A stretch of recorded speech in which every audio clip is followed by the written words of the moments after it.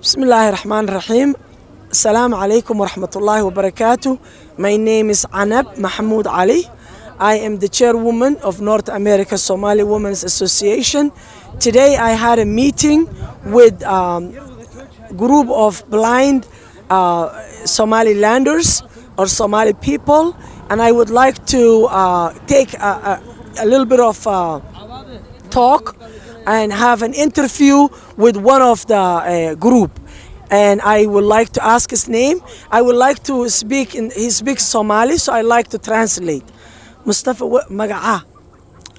Mustafa Mohamed Isa ayaa la yiraahdaa magacayga saddexan.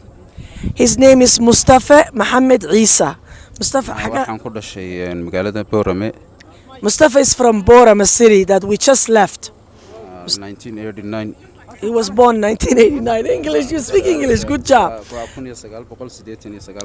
Yes. Mustafa, sidee waxa kuugu dhaceen indho la'aanta miyaad ku dhalatay? I'm asking him if he was born blind.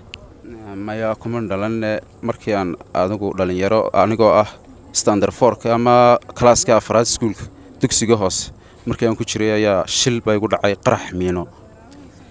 Mustafa said he was not born blind. When he was 4th grade, a young boy, an explosion happened, mina explosion, mine, yeah. And dhulkay ku jirtay qaraxu. Waxa adigu waxyaabihii hadhaagii adigu ka hadhay dagaaladii sokeeye ahliga ka dhacay wadankan. Marka okay, Mustafa said this mine was remaining from the previous wars, and when it rains those mines come out, and when people step over it explodes. So that's how he got blinded. And Mustafa gacmahana ma markaasay ka go'een dhibaato kale adigu saasama waxa shilka ugu weyn ama dhibaatada ugu weyn waa gacmaha iyo indhaha. And I asked Mustafa if he got both of his hands are amputated and he's blind. So I asked him, did that happen at the same time? And he said a lot of things happened to him, but this was the major. Both of his arms were amputated and he got blinded. Marka adigu shilka kadib deewa alxamdulillah marka adigu inta adigu hadana sidan ayaan wax ku bartay. Marka inaan lugahayga wax ku qoro dibnaha iyo ama carabkana aan ku akhrin karo braille kay ama fartan qoraalka indho dadka araga ka naafada ay akhriyaan. Adimada maxaad ku baratay? Adimada ayaan ku qoray type braille type. Okay. Marka carabka iyo carabkana waan ku akhrinayaa waxaan ku dhameystay waxbarashadeedii dugsiga dhexe. Mustafa said that even though he's disabled, he's blind, and both arms are amputated, he did not stop from studying. He went to school.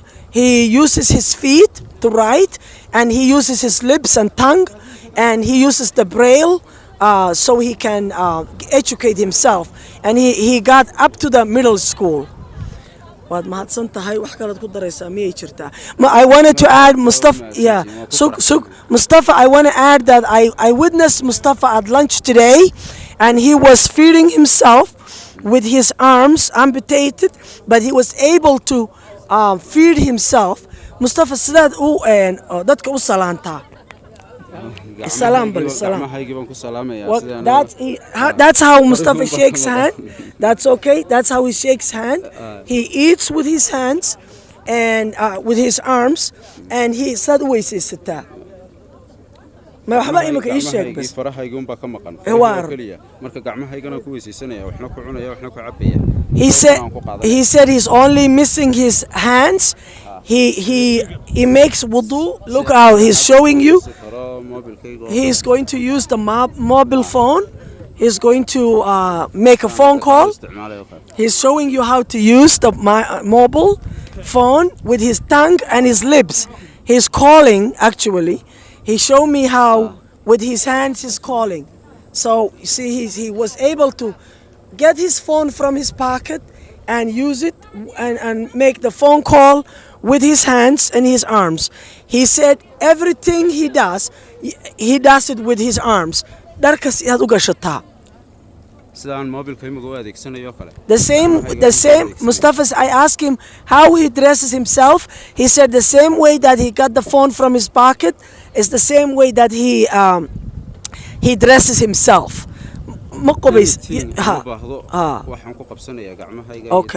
Okay, Mustafa, if you speak English, explain a little bit in English. Go ahead, simply speak English.